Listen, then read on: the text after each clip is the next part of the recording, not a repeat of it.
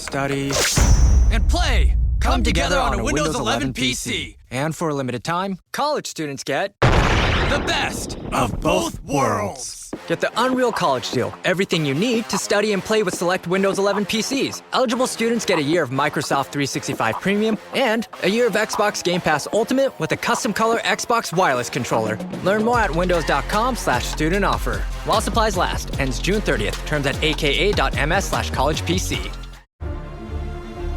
This is what everyone's talking about. Everything's on the table. This is what champions come to take. This is what everyone came to see. And the slam! No do-overs. No second chances. No more Mr. Nice Guy. This is winner take all. And it's all happening now on the home of the NBA Finals. Don't miss it. June 3rd on ABC and the ESPN app. You're growing just by being in a new place.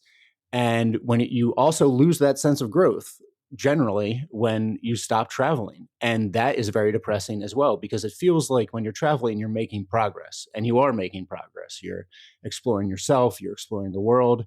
You're testing yourself. You're seeing yourself reflected against the world.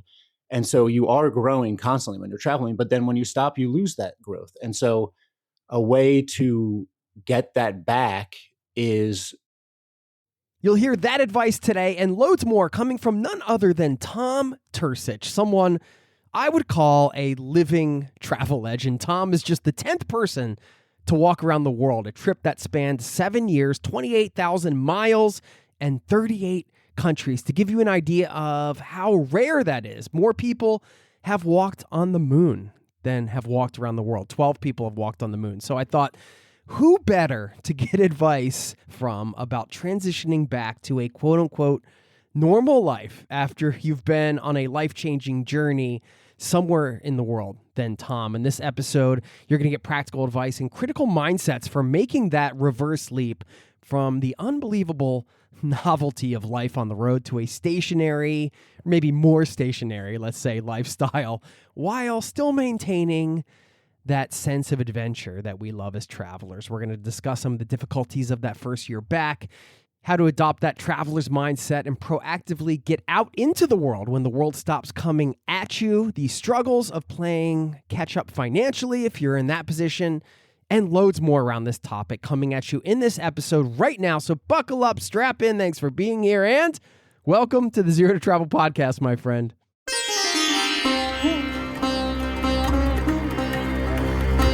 You're listening to the Zero to Travel podcast, where we explore exciting travel-based work, lifestyle, and business opportunities, helping you to achieve your wildest travel dreams. And now your host, world wanderer and travel junkie, Jason Moore. Hey, it's Jason here with ZeroToTravel.com. Welcome to the show. Thanks for hanging out, letting me bring a little travel into your ears today. This is the show to help you travel the world on your terms, to fill your life with as much travel as you desire, no matter what your situation or experience. But what happens when you're done traveling? That's what we're talking about today. This was a process that was a bit of a struggle for me, coming from a nomadic life to a more settled life, what I would call a quote-unquote normal life. And maybe you've experienced this. Maybe you're going to take a gap year, or you're planning a longer trip, or maybe even a shorter one, but it's going to maybe take you to places that you've never been before, both in the physical world and also internally. And then you have to come back to sort of that regular daily life, routine-oriented existence. And that can be hard. It's territory that every traveler has to navigate at some point. And so I thought putting together this one would be helpful. And yes, Tom has done something really grand in terms of travel, walking around the world, that is something that most of us won't do a trip that big. But even still, a lot of the struggles are the same and very relatable. And Tom's so well-spoken, such a great guy, and thoughtful and giving, and he's always looking to provide value. And I knew he would be the perfect person to discuss this topic. So I hope this one helps you out. And fun fact about Tom, he went through 34 pairs of shoes while walking around the world. You can learn more about him over at tomturcich.com. And I would highly recommend his book called The World Walk. I know he is working on another book, and he does some speaking and all kinds of cool stuff. So you can check him out over there. We're going to dive into this conversation right now. Stick around on the back end. I'll leave you with a quote to wrap this one up. Thanks for listening, and I'll see you on the other side.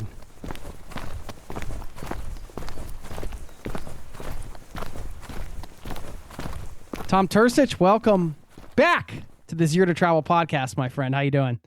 I'm doing great. Thanks for having me for maybe the 6th time, something like that. I love it. Oh man, like my favorite all-time episodes are the ones I did with you, and then we put them all together into this epic episode that, you know, kind of captured various aspects of your 10-year walk around the world.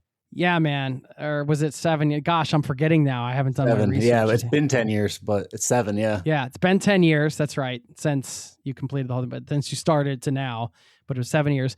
I pinged you the other day because I was like, hey, do you think we could do an episode on like sort of settling into quote unquote regular life or normal life after a big adventure?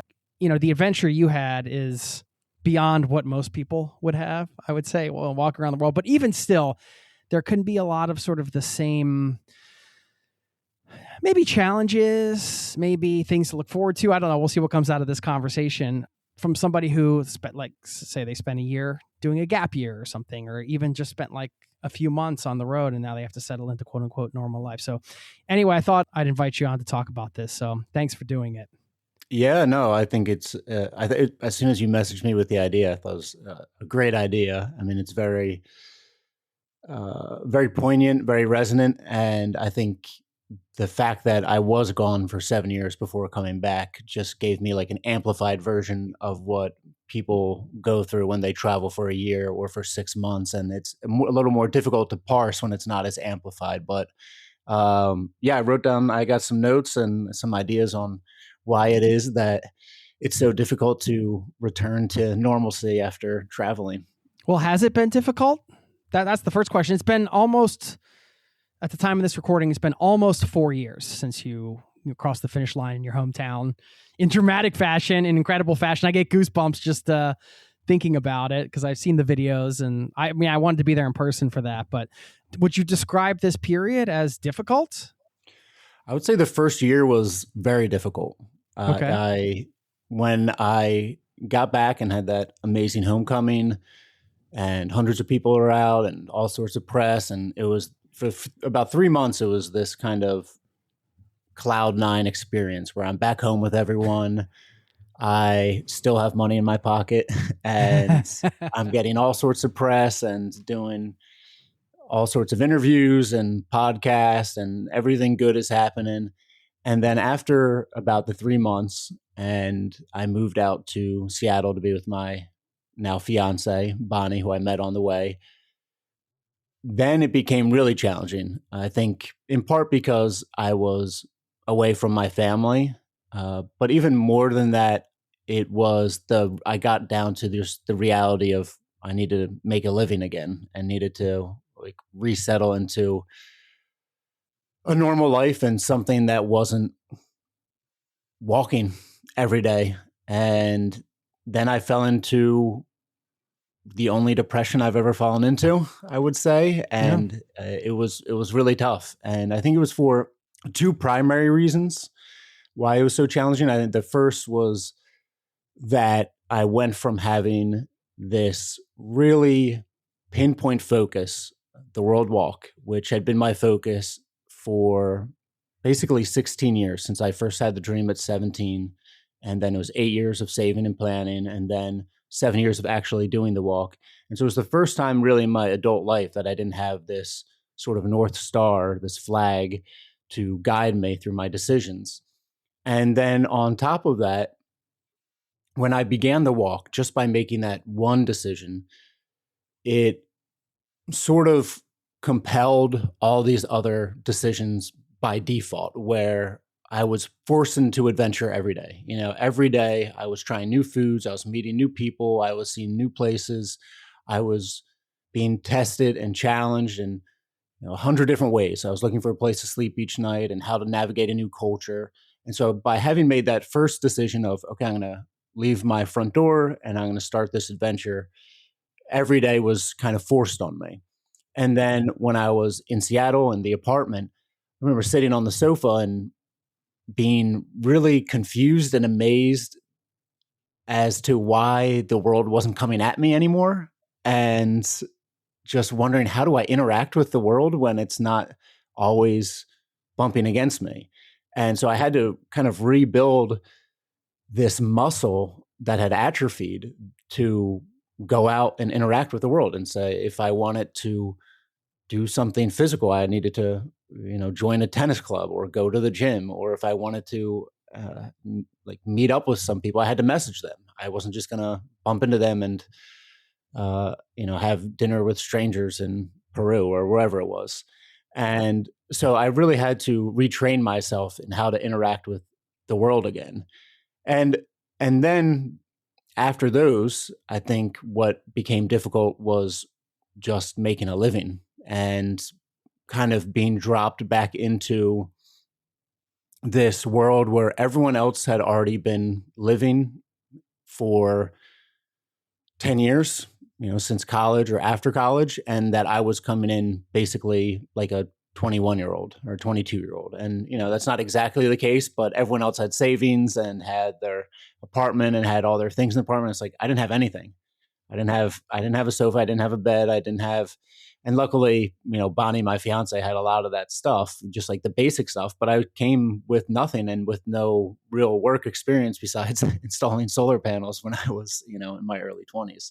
So I was playing catch up in a lot of ways. And that's the trade-off of when you go and travel for as long as you do, for me, it was very deliberate and it still is very deliberate that the most important resource for me to own is my own time over money. And so I had that in abundance, and I still have it in abundance, but then I needed to kind of ramp up the financial side to be able to manage that when I have bills to pay and everything else. So I think it was those three things initially where it was very jarring. Man, there's a lot to unpack there.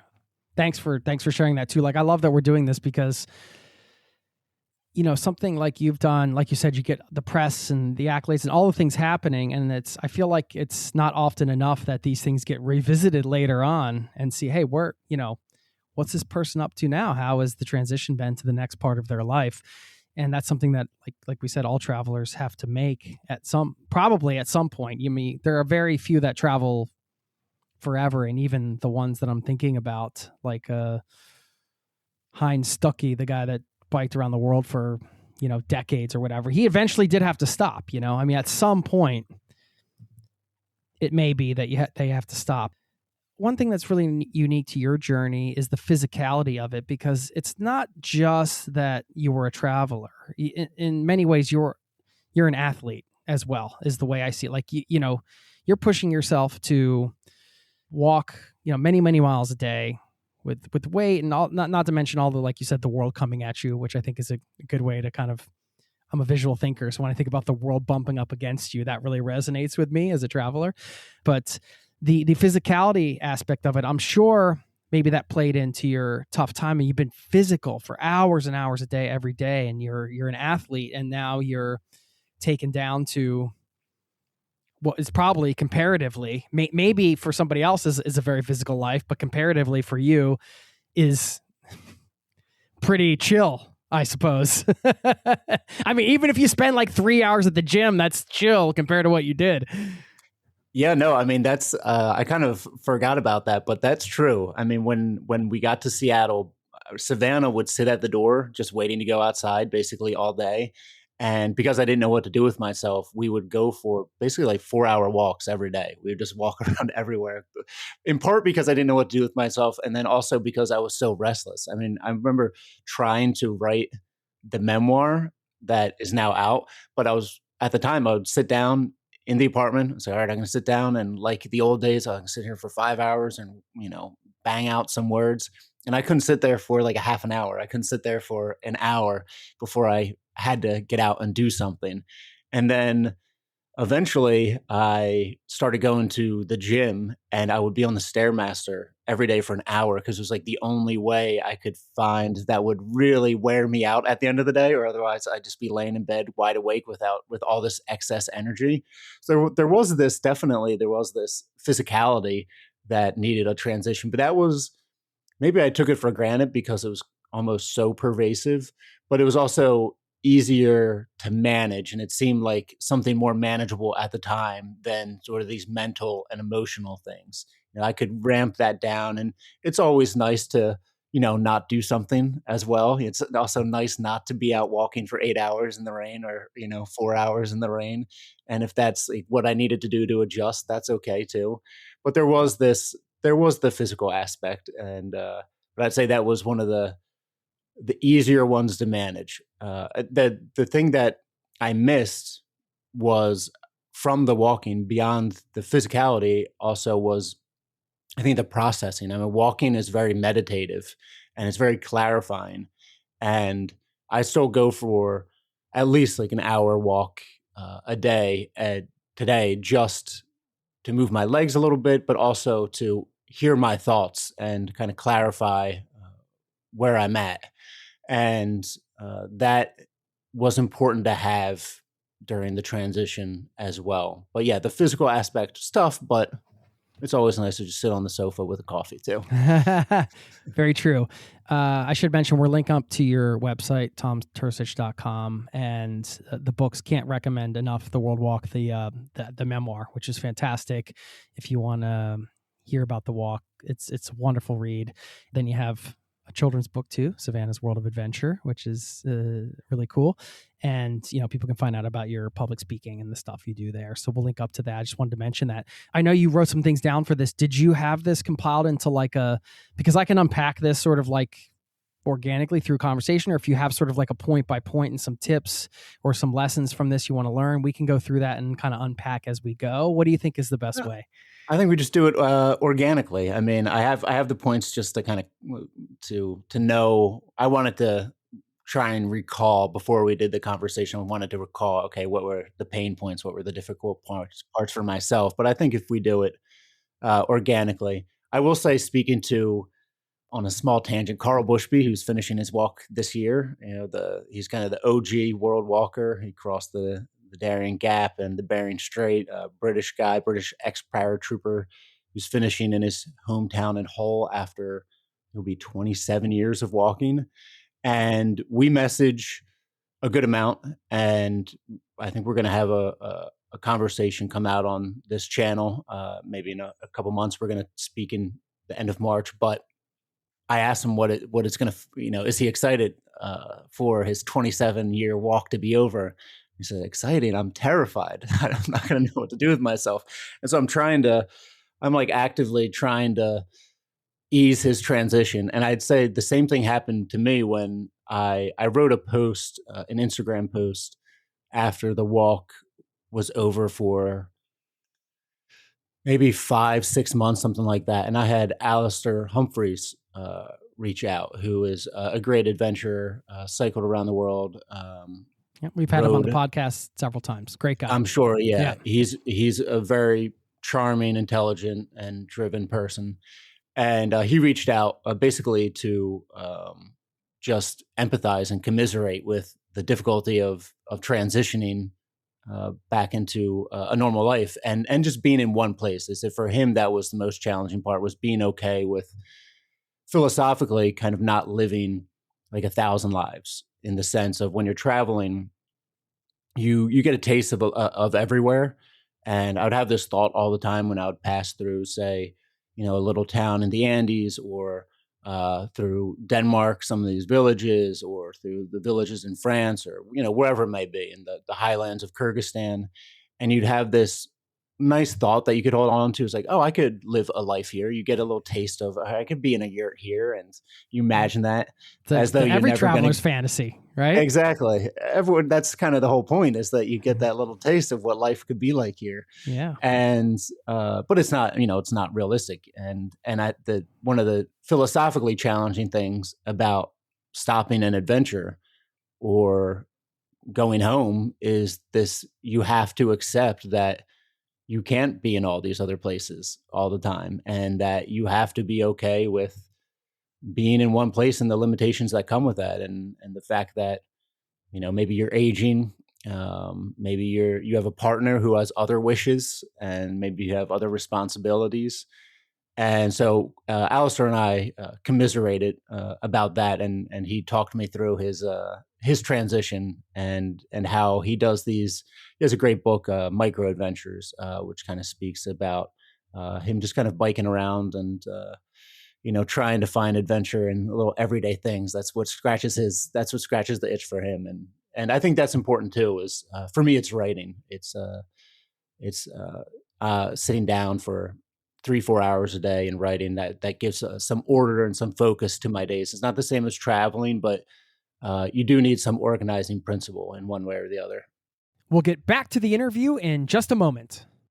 I really enjoy the planning stage of a trip, piecing together that itinerary that sets you up for this epic travel experience. You probably already know that travel advisors actually earn a living planning trips for others doing that exact thing, but what you might not know is how easy it is for you to take your travel planning skills and earn income from them by planning vacations for others with Fora. Fora is a modern travel agency built for people who love to plan travel and help others travel well. Their tech platform, training, and community give you everything you need to turn your passion for travel planning into a flexible, meaningful stream of income. No need to figure everything out on your own with a Fora subscription. Everything you need to run a travel business lives under one roof. You can finally turn your passion for travel into a fulfilling business with Fora. Become a Fora advisor today at foratravel.com/0to-travel. That's Fora, Fora travel.com/0to-travel. Make sure you tell them we sent you,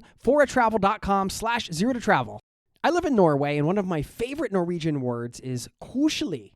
It means cozy. And it's a word that goes beyond a simple definition, though. Koselig is more of a vibe. It's about comfort, crafting a pleasant atmosphere at home, and taking time to enjoy life with friends and family. And if you want to check out some amazing products to help you live your best koselig life at home and do it in style, check out Cozy Earth to find everything from clothes that actually feel good, like their jogger sets, which are lightweight, breathable, and the kind of soft that only gets better over time, to clogs you'd wear to the farmer's market or the mailbox, bedding, sleepwear, and more. Plus, Cozy Earth offers risk-free purchases, backing everything with a 100-night trial because they're confident you'll feel the difference. And if you don't, returning it is simple. Give yourself the kind of comfort that lives with you all day. Head to CozyEarth.com and use my code TRAVEL, all caps, for an exclusive 20% off. And if you see a post-purchase survey, mention that you heard about Cozy Earth right here on the Zero to Travel podcast. Cozy Earth, comfort lives here.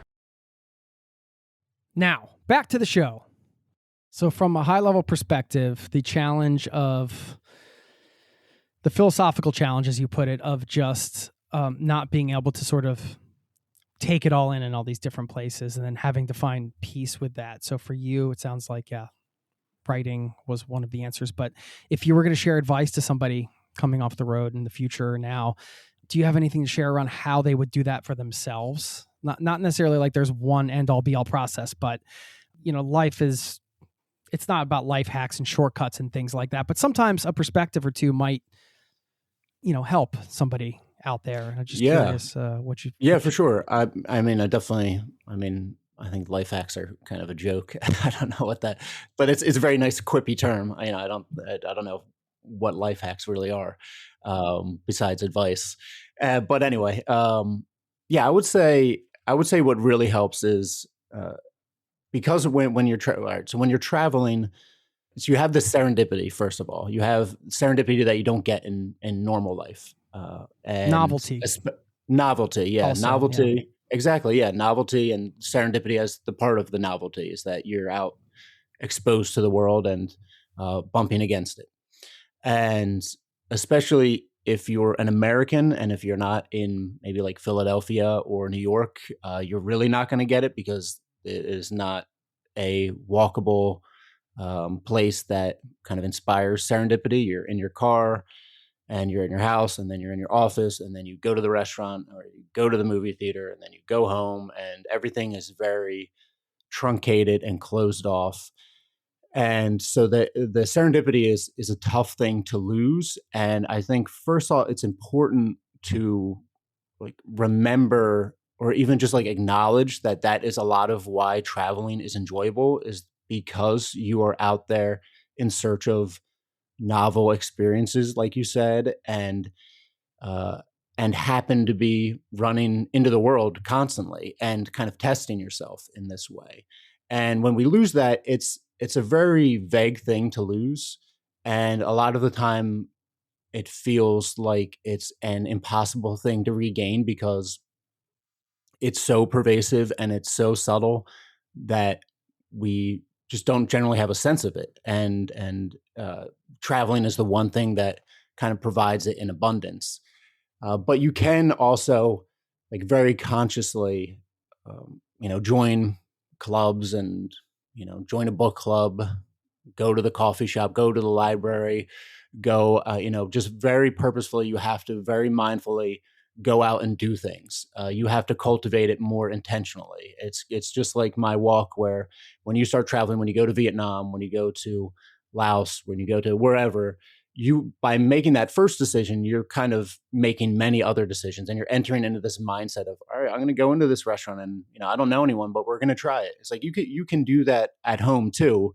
It doesn't feel like the same adventure, but you have to try and do that. And maybe it's more difficult in some places than in others, but there's ways to get out and go for a hike in the middle of nowhere if you're in a really small town, and go on a 20-mile hike that's off of any trail and go have yourself an adventure. But it's something you almost have to cultivate mindfully. And so that you lose that when you stop traveling is the serendipity, is the novelty.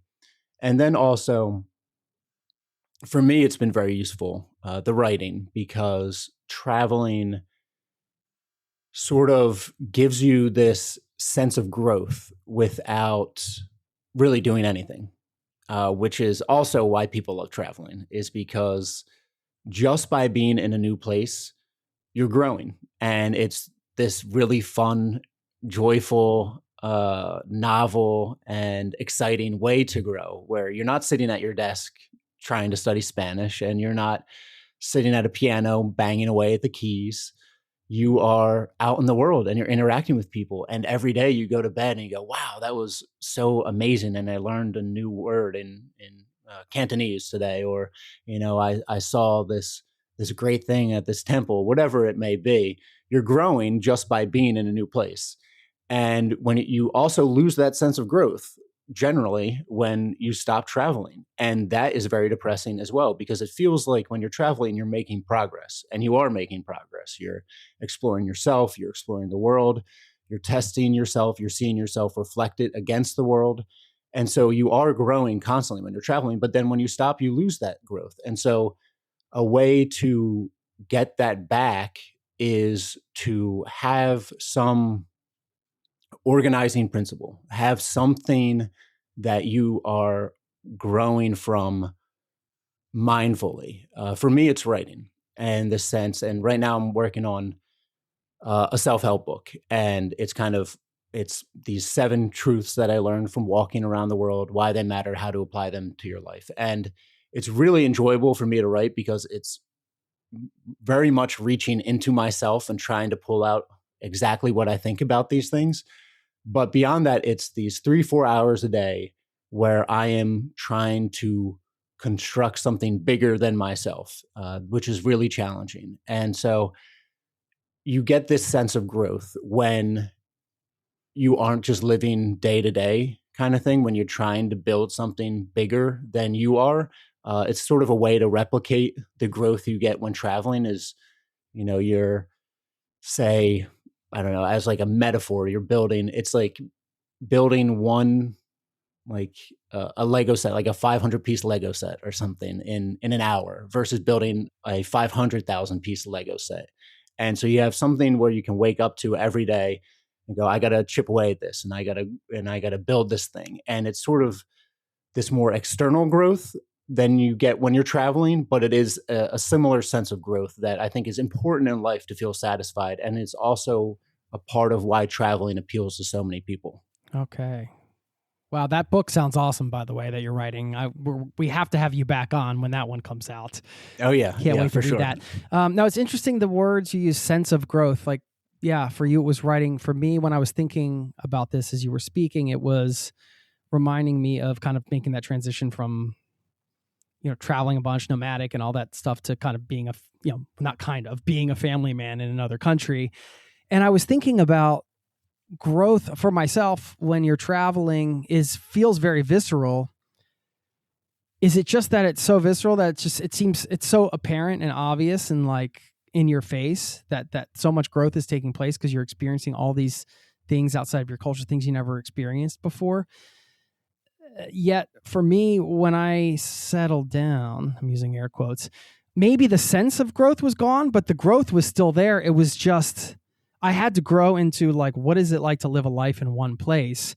And that for me involved a ton of growth in learning how to sort of slow down, how to like be happy with finding happiness in sort of the same routines every day, and things that I didn't really have to do on the road because, like you said, there was so much novelty and so much coming at you all the time. And sometimes growth can be a little hidden, I think. Maybe travel is just so blatant, the growth I feel in some ways.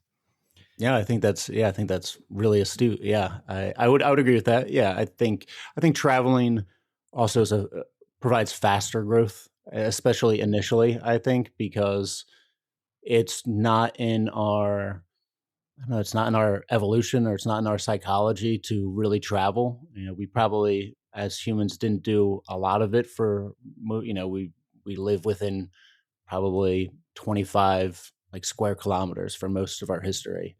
And that was it. And so when you travel to other places and you see all these, you can live this way, you can live this way. And, and then you realize you learn all these really basic truths about humanity, that basically the people are the same everywhere and striving after the same thing everywhere. And things really don't change that much no matter where you go, and just surface level things. So it is very visceral for sure. I mean, it's very visceral, and I think it is more pronounced, and you make more obvious mistakes in a certain way too.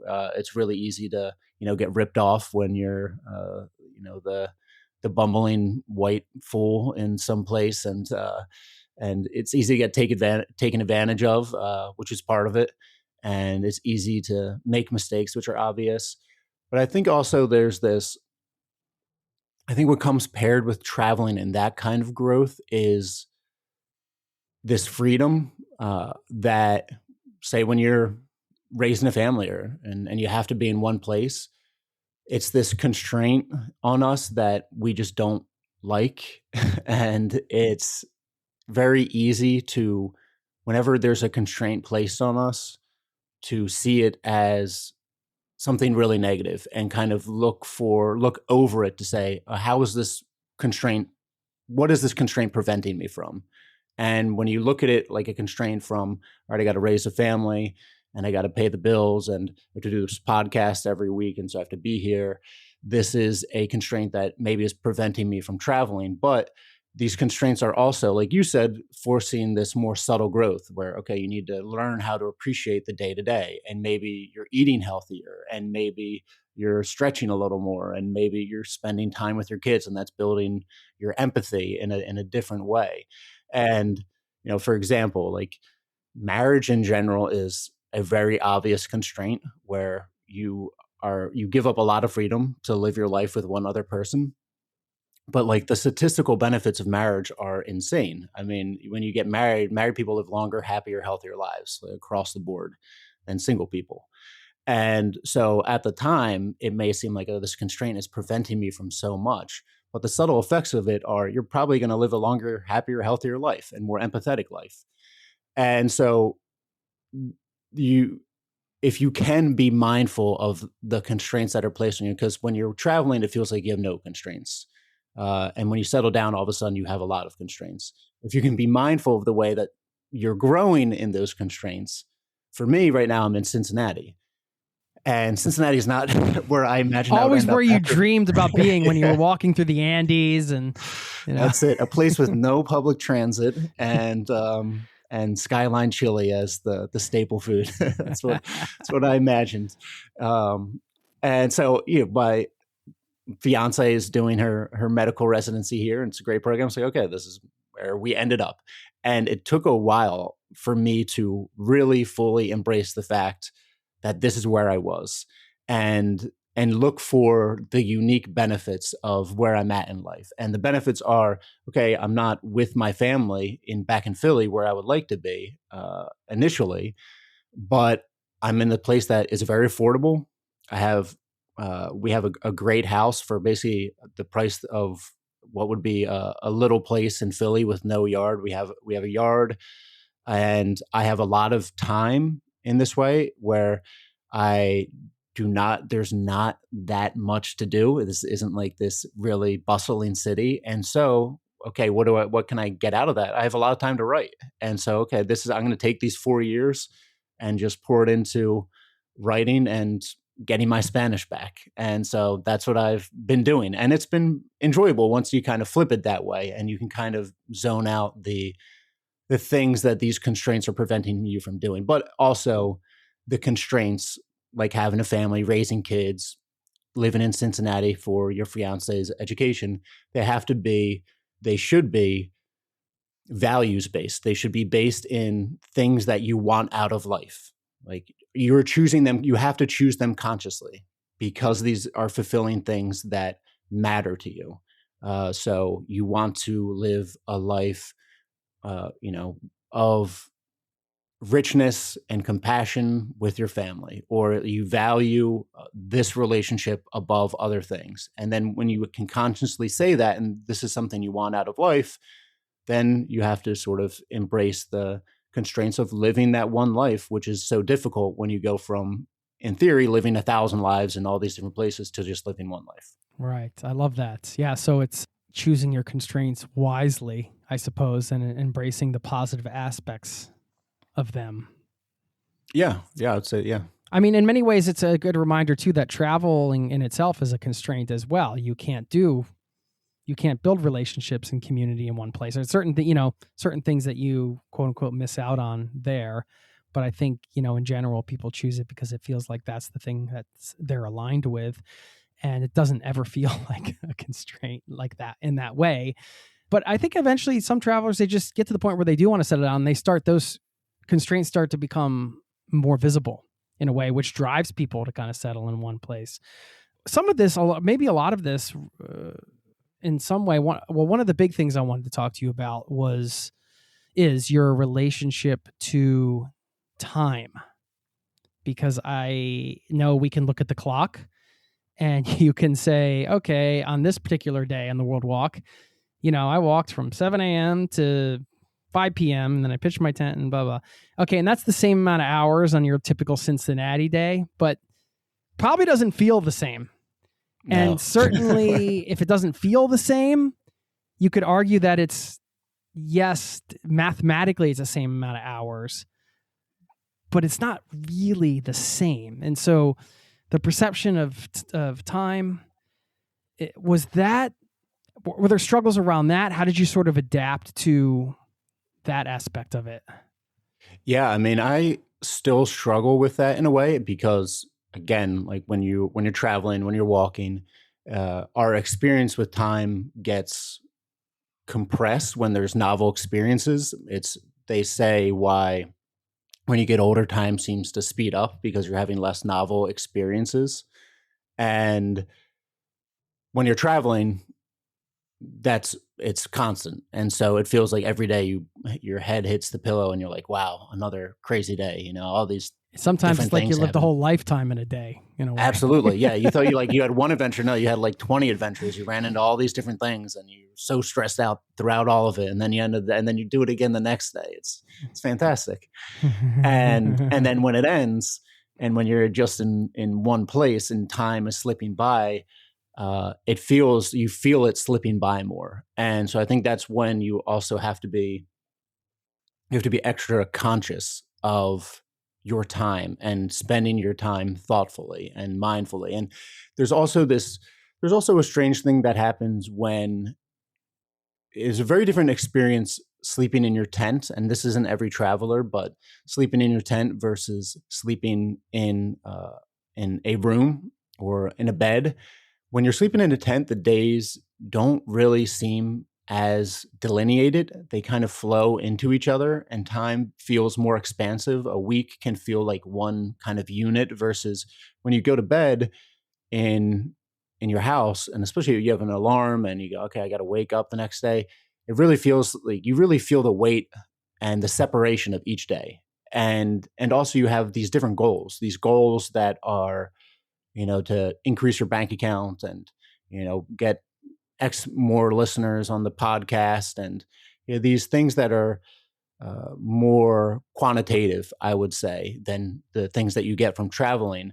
And you feel like you always have to be pushing the ball forward a little bit. And so then when you look back at your day, at the end of the day, there's always like something more you could have been doing, it feels like, in part because you didn't have all those novel experiences. And then also because this one day is just being measured against, in your mind, success or not success, not because you had these experiences and it felt fulfilling. So that is a challenge as well.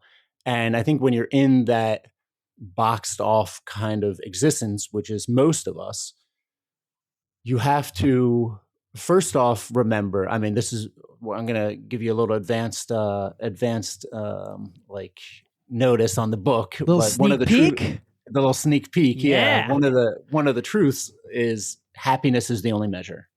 And so this is something we forget very often, and something that I came to after walking for about 2 years, and then I was in the Atacama Desert and just laying under a million stars every night for months and just being crushed by them. And I was thinking, okay, like you are basically nothing. You have no time here, and whatever you build is, gonna be forgotten, and then even that forgottenness will be forgotten, and it'll all be gone. And so, what matters? And the reason you pursue anything, the reason you want money is you think because it's going to make you happy. The reason you want a relationship is because you think it's going to make you happy. The reason you want kids is because you think it's going to make you happy. The reason you want a bigger house is because you want security.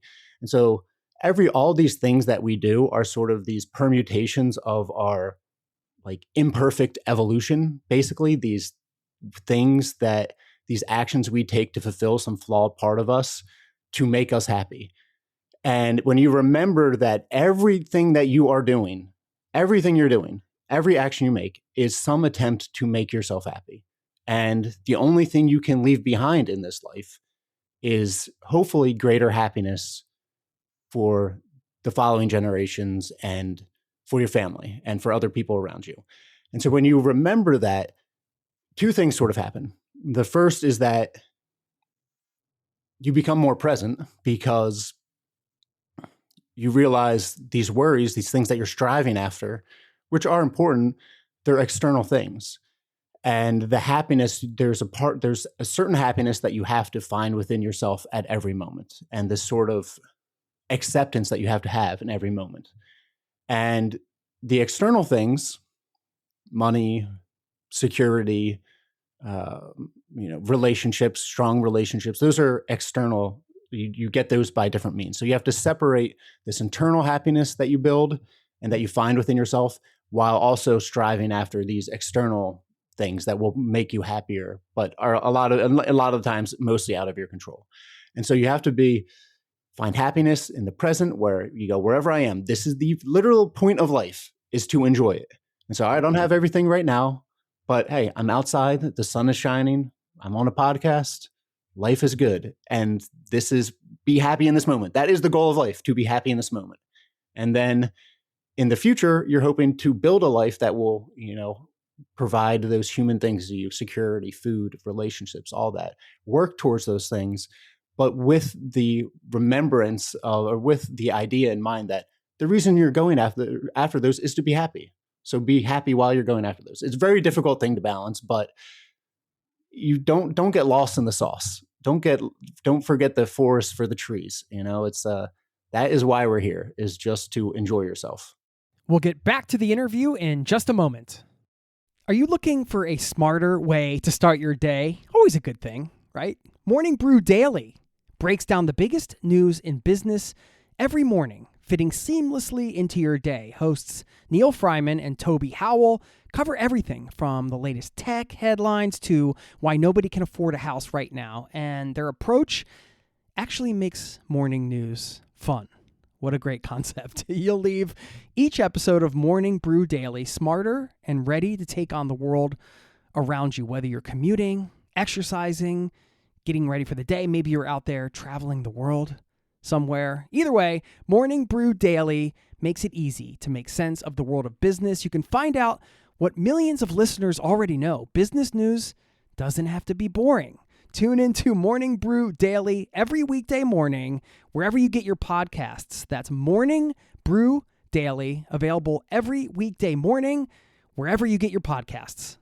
Blowing ad budget on metrics that look great till the CFO sees them. That's bull spend. And marketers are calling it out in Dashboard Confessions. I remember telling my boss, it'll be good for the brand, when leads were slow. Yeah, it wasn't. Cut the bull spend. LinkedIn lets you target by company, job title, and more. Advertise on LinkedIn. Spend $250 on your first campaign and get a $250 credit. Go to linkedin.com/campaign. Terms and conditions apply. Now, back to the show. You know, happiness can be a loaded word for some. I mean, I don't know if you've thought about that as the better destination, happiness or contentment, you know, and is it realistic to be happy in every moment? And we know that's not how life is, but at the same time, there's this picture you're painting. I totally get what you're saying. You know, it's that sort of like, if I'm hearing it right, just this appreciation and gratitude for where you're at right in this moment right now, regardless of the external things that may or may not have been achieved. Yeah, I would say so. Like happiness is happiness is a tough term, like you said. It's a loaded term because it contains a lot of different things. I think the most obtainable and reliable way to hold on to happiness, a version of happiness, is contentment. Like you said, it's that this general appreciation for life and this general gratitude that you have for what you have in any given moment. The other one is like joy, which is maybe not as attainable moment to moment, but you can cultivate it through, you know, good relationships and doing things that you enjoy. And then maybe awe as well, where being out in nature provides this happiness, this sense of connection to something greater than yourself. So there's like different versions of happiness, but I would say the big distinction is we conflate external and internal happiness, and both are absolutely critical. I mean, there are studies that there's a lot of evidence that if you're born into a poorer country, you are probably on average less happy than if you're born into a more wealthy country. And if you are wealthier in a wealthier country, you're probably happier than a poor person in a wealthy country. But the reasons for that isn't necessarily just because of wealth. It's because you probably have more time, more money. You probably have more time if you have more money. You probably have more money to go out to dinner, to go out to movies with your friends, so you have a better community. And then you also have security. And so the things like that wealth provides, wealth in itself isn't providing the happiness. It's these very fundamental human things that it provides: security, community, time. It provides those things. So you can go after those things more directly, the external things. But also remember, a lot of the external things are basically you have no control over. I mean, if you were born, I was very fortunate. I was born in America with an American passport in a wealthy country in New Jersey, in a wealthy part of the world. If I was born in Madagascar, I wouldn't have walked around the world, and I probably would be making $2.40 a day. And so no matter how hard I tried, no matter how hard I worked, the odds of me moving from Madagascar to Denmark or to Norway and then being in the upper echelon and having all these nice external things provided for me, it's probably not going to happen. So you you have to build it within your external circumstances, but then internally it's reached in a different way. So you have to externally, you have to take actions, and you have to, but separate the outcomes from actual actions. And then internally, you have to cultivate the gratitude, and you have to cultivate the contentment, and you have to cultivate a mind that is a pleasant place to exist. You have to be really nice to yourself. You have to be nice to other people. You have to be careful with your thoughts. And remember, the point of your thoughts, the point of this whole existence is to be happy. And so to not get so worked up over things that you don't have control over, that are just providing you stress, and to very mindfully build gratitude every single day. And it sounds like willy-nilly, but you do have to separate the two. And you have to, in your mind, you have to treat your thoughts as something different than your actions. Okay. And when you say cultivate, correct me if I'm wrong, it seems like, that can infer, I suppose, that might take like a daily practical practice, like writing down something you're grateful for every day, or something that, you proactively do in order to maintain that mindset. Because I know I need that for my own, there's certain things that when I do them, certain books I read or whatever, like I know it's good for me. It's like good food for the brain. It's doing yoga in the morning, for example, that sets me up for a good day. Like I've stretched, I've, gotten some time for myself. And when I don't do that, I might get a little grouchy, So Absolutely. Is that what you mean by cultivating? Yeah. The body and the mind are connected as well. And you have to take actions, but also there's a part of yourself, and you have to do it. There's a lot of different ways you can do it. I did it through walking, and it kind of happened incidentally. I wasn't planning on, really clarifying my mind and clearing out my garden. So there was no That was weeds. like a side benefit that you didn't even know was going to happen? That was a side benefit. I had no intention. That's a huge side benefit, Tom. It was incredible. I feel great. And so walking is how I did it. But what you realize when you're walking and you spend so much time with yourself is that a lot of your thoughts are nonsense. You don't have to listen to them. A lot of times it's just theories. Your mind's throwing something out and go, what do you think about this? And you can say, no, that's nonsense. Or you can go, oh, all right, yeah, I'm going to hold on to that one. And if over the years, you're going for walks, and we don't spend a lot of time in our own head. And we don't spend a lot of time in nature where we can really hear our thoughts.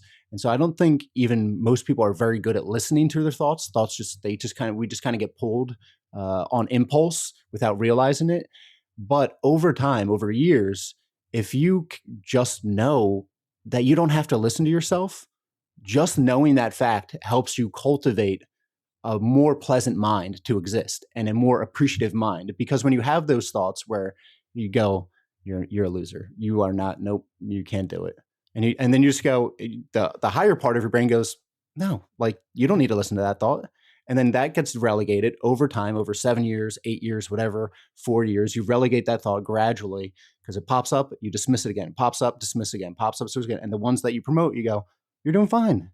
No, this is good. This is enough. You're doing great. You're doing your best. You promote that over 7 years, and then that becomes all your thoughts basically. And you can sit outside and you go, this is pretty nice. You're doing all right. Yeah, I love that. It's always fascinating to think about that voice behind the voice, right?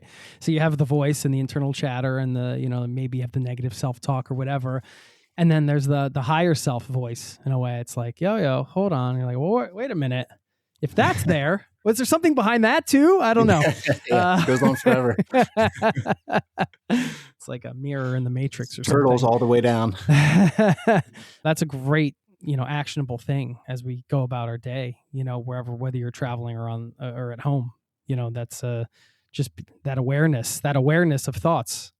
Exactly. Yeah. So the way it relates to when you're finished traveling and when you end up back in a place is the importance of being okay living moment to moment, because I think that's what's challenging for anyone when you stop and you're in one place, is that it gets uncomfortable and you feel like you need to be making progress quicker. And that progress that you were getting from traveling, which came so naturally from just existing in other places, is gone. And so when you lose that sense of progress, that really obvious sense of progress, then you're listening to your thoughts a little bit more, and you're feeling the discomfort of not having something that you had before. You have to also be okay with just existing in just this one day. And then there's also this part of just being human where, again, like you only have one life. And this is something I learned when I was down in Peru and trying to get to Lima. I had a friend invite me to Lima, and I was trying to get there quicker and quicker. And I started pushing the instead of doing 24 miles a day, I was going to 27 and then 30 and then 36 miles a day. And then my body was breaking down. And so I was trying to get there as quick as I could by walking more. But the way I actually got there quicker was just by walking 24 miles. And because at 27, I'd end up walking 19 the next day. And then if I walk 30 or 36, I would end up taking the weekend off. And so there's also, you have to really just kind of fundamentally understand, like, consistency is more important and works better than these bursts of emotions and these bursts of passions. So in that way, you're more effective externally. You take action more effectively when you can just be consistent in your actions. And then also internally, you can know really fundamentally and with full acceptance that that's enough. Like, I wrote for 4 hours today. You didn't have to write for 8 hours. If I wrote for 8 hours, I probably wouldn't want to write the next day. Or when the weekend came, I would be dreading Monday because I know I'm going to have to work for 8 hours. And so you just go, okay, 4 hours, you didn't work. There's more hours in the day. I could have worked in theory all day, but really over time, that's impractical. Right. Okay. So yeah, find your own personal 24 miles or your own personal 4-hour writing day as it relates to whatever it is. Exactly. Yeah. There's so much truth it. to that, There is a tipping point where you just become unproductive. Yeah. And what does productivity even mean? That's a whole other conversation. Yeah. Well, speaking of like sort of a hyper productive culture, coming back to the US after this, okay, it's one thing to come back and visit. And then also probably, I would imagine when you first came back, it's hard to get a sense of permanency when you're just back. Cause it's like, not that you knew you were going to leave, but it's still everything's so fresh, right? Did it take time to relate back to the culture of your home country of the USA? Can you even relate to it? I mean, how has it changed, if it has, the relationship with your home country culture? Yeah, I think in a couple ways. I would say first, I have become very much, I don't mean this as like in some haughty way or some like arrogant way, but I would say I'm an anomaly. I mean, obviously I'm the 10th person to walk around the world. So yeah. I am like a strange not the average creature. Joe walking down the street. No, exactly. And I like forget that when I first came here, I like forgot that. I was just like, these things, these kind of ideas and these experiences that I had, I almost took for granted that other people hadn't had them. And that is something I need to remind myself of, that I have not lived, at least over those 7 years, I didn't live a normal experience. And so that separates me in a certain way. Yeah. And you're still human. You still friendly, yeah, I get it. But you've had a unique thing that not many people have experienced in their lifetime. Absolutely. Yeah, absolutely. And then, but as time goes on, I'm also very appreciative of America, and it's not a perfect country, and I could criticize it all day. And there's things that drive me crazy about this place, but also it's an egregiously wealthy country. There's so much money, and also the people in general are really nice, just like everywhere. I mean, there's great people in America for the most part, just like everywhere, and everywhere has its problems. And it also has incredible geography. It basically has the perfect geography. You can never imagine, you can draw up a country with better geography, and it has everything. It's got cities, it's got mountains, you have the oceans, you have easy access to the Americas, and it's an incredible place, and it's given me a great life. And if I hadn't have been born here, I wouldn't have walked around the world probably. And the culture probably inspired me to that, and definitely the passport and the good money I was able to make when I was younger. So I have a great love and appreciation and pride for America. And also in part because there's parts of it that I really don't like and that I can criticize as much as I want. And that is also part of being a part of a great country, is that you get to bash the hell out of it because it's your home. It's like being an Eagles fan. We can boo the team, but you don't let anyone else boo it. Good analogy. You just touched on it, the the fact that you've had this unique set of experiences and, going around and trying to sort of relate to, say, the person you meet at the bar that's, been living there their whole life. And you just got, inside your head, you just finished walking around the world, man. You have like this crazy, it's a bizarre thing. Like, I just remember even coming off, almost like a year-long whirlwind tour and seeing this place and that place and going here and there and, traveling and like, you walk back in your front door and it's like, was that just a dream, man? Like, did that happen? But I have this whole set of experiences. And now I go out and I meet some friends and they haven't gone anywhere. And that doesn't mean there's anything wrong with them or they're any less, they've experienced less growth than I have or anything like that. It just means it's different. And sometimes it's hard to, like in the beginning, it's kind of like, yeah, I don't want to be the one that's just like talking about, all these, you know what I mean? But I don't have anything else to talk about because that's my life. And I don't want to come off as, somebody's, oh, I remember when I was in, you know what I mean? Like, but that, when you do that for years and years, you don't really, those where your stories are from all over. So it's just a different, I don't know. Did you have any sort of interesting experiences with that or? Yeah, I'd say it's, so Bonnie, my fiance, is a emergency medicine resident. And so now I spend a lot of my time with doctors. And doctors are basically the exact opposite of me. They've been studying for years. Exactly. In the books, under the fluorescent light for years, been on one single path. So in a certain way, it's like the same, but it's totally the opposite where it's very strange. I feel like it's like Invasion of the Body Snatchers or something where I'm like, you're really nice. Probably our political views align. You're very educated.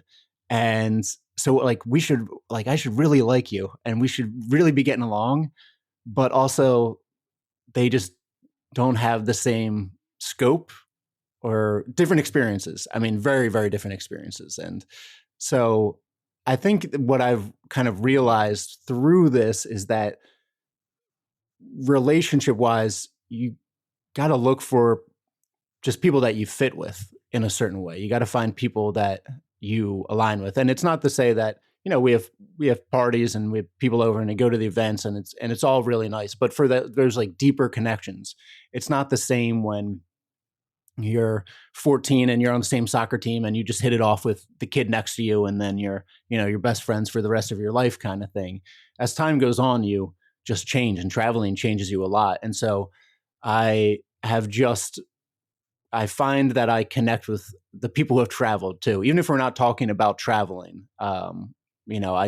People who have, one of my closer friends here is someone who served in the military and he was served all over the world kind of thing. And so just like these really fundamental things that for me are like seem obvious and that we can agree on and then like continue the conversation in some other way. And so I think it's just, maybe it's more like you're like specializing. As people specialize more, it gets more difficult in a certain way to find those really deep relationships.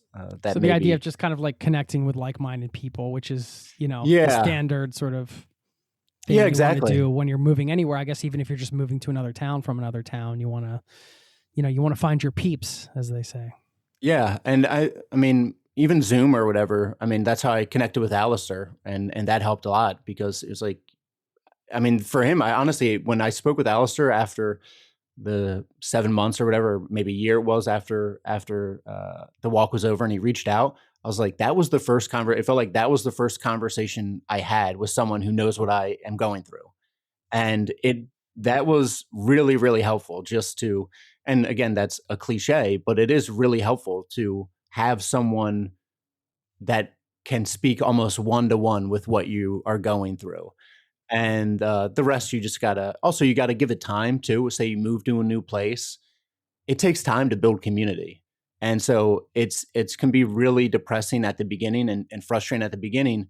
It feels like you're not connecting with anyone and you go, oh man, you're kind of spiteful because no one is as deep as I am and no one feels the way I feel. And, they don't understand me in the same way. And in reality, you just like need more time with these people. That's how relationships are built, is just proximity and time. And patience, exactly. So you got to give it a year or 2 years. And then next thing you know, these people who, you thought you didn't appreciate end up being some of your closest friends because you've just spent time with them. And so you also just have to spend time with people.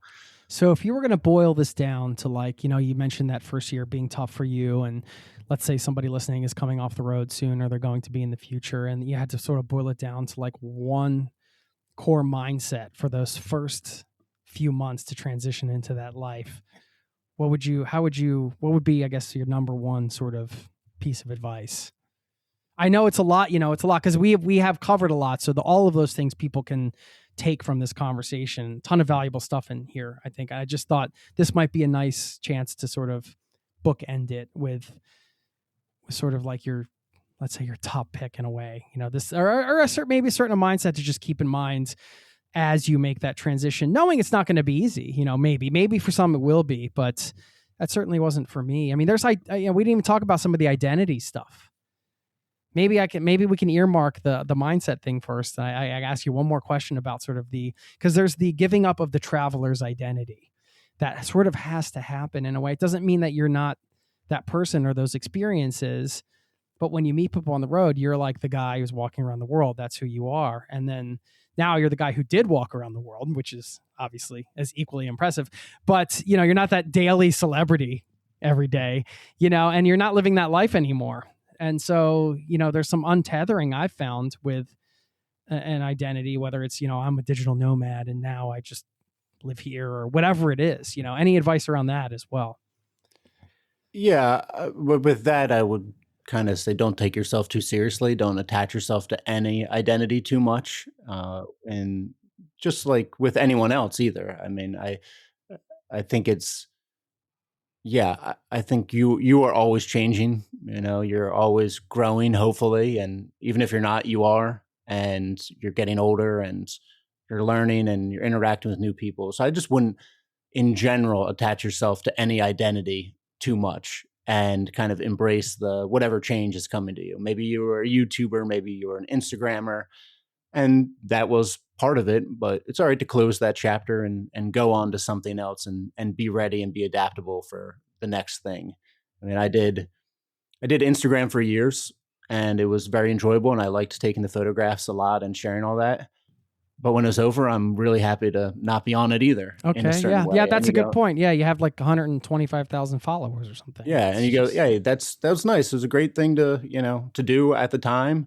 But that was that part. And now I'm, doing something else, which maybe isn't you don't get as much notoriety per se. And it's just me at my desk in the quiet, but that's still a part of you too. And it comes down to not what the like higher level identity is, the digital nomad, the world walker. It's the things that you value underneath those things.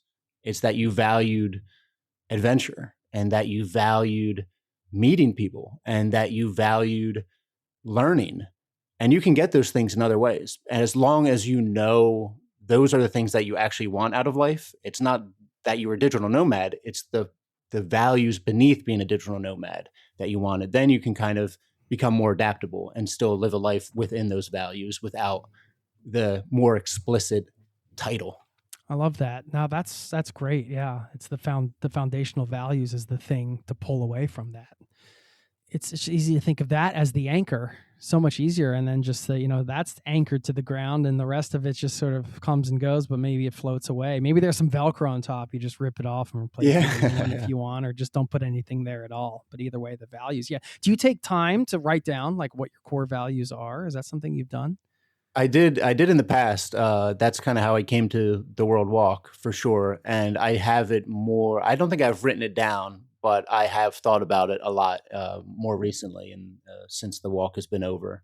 But yeah, I think the digital nomad thing or the World Walk or these identities, rather than being these things that you feel like you're losing, those should be like examples of your creativity and your adaptability in the moment. Because say you're a digital nomad, like you couldn't have been a digital nomad 20 years ago, but you took advantage of whatever was opportunistic in this moment to be a digital nomad. Or for me, I probably couldn't have walked around the world 50 years ago or whatever, 100 years ago. But, I saw a crack in this world that we're living in. And so I was able to, live this life that I valued uniquely in that way. And so I think, again, it's not the identity, and you shouldn't be sad about losing that identity. That was that's more like a good job. Like that was when you aligned every external thing with your values internally. Right. I love that. That's fantastic. Do you have one sort of mindset you've come up with? That's tough, man. That's tough. It's a lot of things. I would say, okay, I'm imagining it now. Okay, walk is over. Everything's good. Then I'm depressed. I would say, man, that is really tough. I would say just be patient. I would say be patient. Okay. Yeah. That's the main thing, because we are very adaptable, and then again, traveling provides so much in every moment to moment, that you don't quite get when you stop. But over 3 months, 6 months, 9 months, you'll be okay. You'll figure it out, and you'll adjust to wherever you're at. So I'd just say, I'd say be patient. Cool. How do you enjoy giving the talks and all the things associated with this? Yeah, the talks are great. It's a lot of fun. Yeah, you because like it? I do like it. Yeah, it's very enjoyable. I could have never imagined myself as like a public speaker, motivational speaker before, but it's kind of this great meeting point of my whole life, basically, where, I did like theater as like a kid growing up and in high school. Yeah, I didn't know that. No, I mean, yeah, it wasn't like a big passion, but it was the easiest class to take in high school, and that's what I do. And then in elementary school, my mom would send me to theater classes in the summer, and it was always fun. And then, I just fell into love with writing after college, and then I had the walk, and so it's kind of like, all right, I'm getting up there, I'm basically performing like my story, more or less. It is, in a certain way, it's like a performance, and I wrote the keynote, and it's very on point and it's very resonant, and I can customize it to any business. So it's a lot of fun doing that. And then I get to just tell my story. And so it's this great, it's very enjoyable. It's very enjoyable. And it gets me a little bit of traveling too. Nice. Yeah. Well, I mean, walking into a room like that, I imagine you have this amazing accomplishment, and it's like, you don't really have to like demonstrate your expertise. It's like you're walking into the room, you already done this thing. Like, like if people aren't listening, then that's on them. I don't know. Yeah, that helps. True. Has that been rewarding for you? Just like knowing that this is something, no matter what happens, like you've done this and nobody can ever take it away from you. Absolutely. Yeah. I mean, when I was almost dead from a bacterial infection, like 2 years in, and I was down 45 pounds, and I remember thinking, all right, maybe I got 2-3 months if they don't find something that's going to work to patch me up. I remember thinking, it's like, well, at least I'd walked the Americas. And so I was kind of okay with, going at that time. And it's a similar experience now where, I mean, I've lived my dream. I've lived a very rich, incredible life already. And everything else is just bonus. Everything on top of this is just bonus. So very fortunate. Do you think about death every day? Probably. I was thinking about the other day I was laying in bed with Bonnie, and I like cuddled over to her, kissed her neck, and she's like, "What are you doing?" And I was like, "What?" I was just like, I was thinking about death and how much I appreciate you. She's like, "Oh, you're so weird." I can totally relate to that. Yeah. I think I did that like 2 days ago with my wife, the same exact thing. She didn't know I was thinking about dying, but I do think that if you compare us to human history, we're already on bonus time in many ways. If you compare it to the lifespan of the typical person living, just some centuries ago, which isn't that long, at least I can speak for myself. I'm definitely in bonus time, but I try to remind myself of that, Yeah. It's very easy to take everything for granted. All this morbidly happy. Morbidly happy. That's right. Memento mori. Thanks, man. We're going to link up to your website. Can't recommend the book enough. Do you want anything you want to share here in terms of like people getting in touch, or, where to find you, all the stuff we already said? I guess that's the spot. Yeah. TomTurcich.com. The World Walk is the book. You can have me to speak at your corporation, a motivational speaker. It's all on the website. And yeah, I mean, you can also listen to the previous interviews we've done as a companion piece, if you will. We can link up to that. And Tom, always a pleasure, man. I look forward to your episode with Carl that you're going to get recorded when he gets off the road. I know the last one we did, you interviewed somebody else walking around the world, and that was Alex. That was Alexander.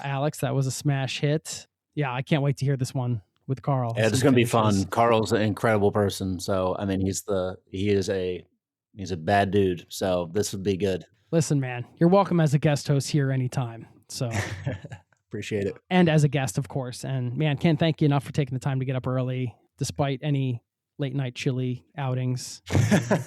Thank you so much. Yeah, it was a pleasure.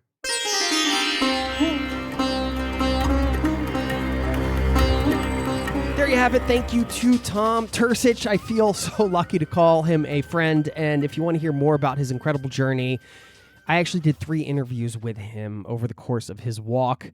And we did put that into one episode, as I mentioned. So I'll link up to some of that stuff in the show notes. And you can check out his work at tomturcich.com. Definitely recommend his books. And you can get in touch with him over there. Now, I'm going to leave you with a quote on walking in a moment. First, just want to say thank you for being a part of this community. I haven't said in a while, or haven't invited anybody in a while to get in touch, but please do. I do listen to all the voicemails that people leave me. We leave a link to that in the show notes, the emails that come in and everything like that. And I do want to share some more from the community. I've actually been stockpiling some of the voicemails to share in some future episodes, so be on the lookout for that. And if you want to share a travel tip to the community, or you just want to say hi, share a little bit of your story, anything like that, voicemail is always great because we can put the audio on the podcast, which I'll be doing a bit more of in the coming months. So be on the lookout for that. And we have the community newsletter over at zerototravel.com/newsletter.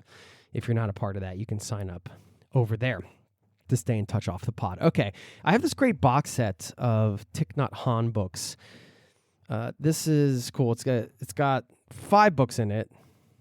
Very simply titled How to Eat, How to Love, How to Sit, How to Relax, and How to Walk. And so I just flipped open to one of these pages in the How to Walk book, page 42, and I will read you this little snippet to send you off on your way. And maybe you'll take a nice walk today. I already took one around the lake right near my house. Daily walk is a big part of my life. If I don't take a daily walk, I get a little grumpy. And I do it phone-free. So I recommend a phone-free walk wherever you are. Doesn't matter where. Okay. Touching peace. This is from Thich Nhat Hanh's book, How to Walk. Touching peace. The possibility of peace is all around us, in the world and in nature. Peace is also within us, in our bodies and our spirits. The act of walking will water the seeds of peace that are already there inside us. Our mindful steps help us cultivate the habit of touching peace in each moment. Thanks for listening, and I'll see you next time. Peace and love to you and yours. Cheers. This podcast has been brought to you by zerototravel.com. Ideas and advice to make your travel dreams a reality.